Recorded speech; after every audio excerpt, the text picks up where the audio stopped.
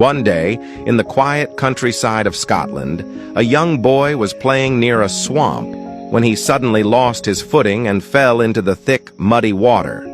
The more he struggled, the deeper he sank. Terrified, he screamed for help, his cries echoing across the open fields.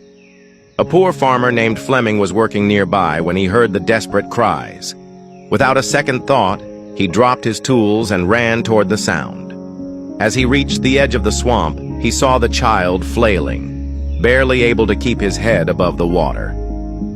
Thinking quickly, Fleming grabbed a long, sturdy branch, waded into the muddy ground, and stretched it toward the boy.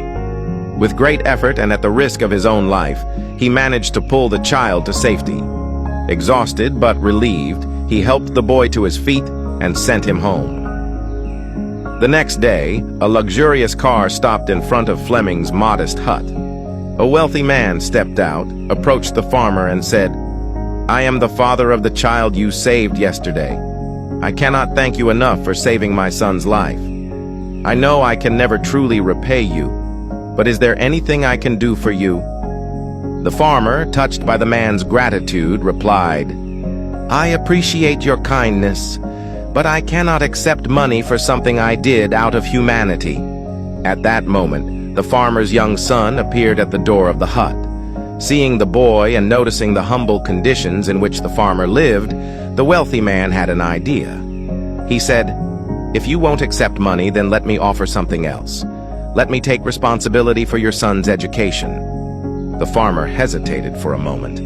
Sending his son to a prestigious institution was beyond his wildest dreams, but realizing the incredible opportunity before him, he nodded in agreement.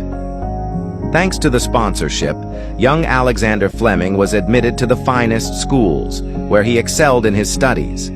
He later attended St. Mary's Hospital Medical School in London, where his relentless curiosity and scientific brilliance led him to a groundbreaking discovery: the world's first antibiotic, penicillin, in 1928. This miraculous drug would go on to save millions of lives.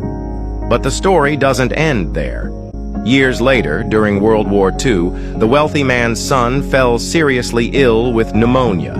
His condition was critical, and his survival seemed uncertain. He was treated with penicillin, the very drug discovered by none other than Sir Alexander Fleming. That wealthy man's son was none other than Winston Churchill, who later became the Prime Minister of Britain twice. This story is a powerful reminder that kindness has a way of coming full circle. A selfless act, done without expectation of reward, can return in ways one could never imagine. Do good for others, not for recognition, but because it is the right thing to do. One day that kindness may find its way back to you in the most extraordinary way. If you believe that good deeds always come back in some way, then comment, "Karma is real," and share this story with your friends. Stay blessed.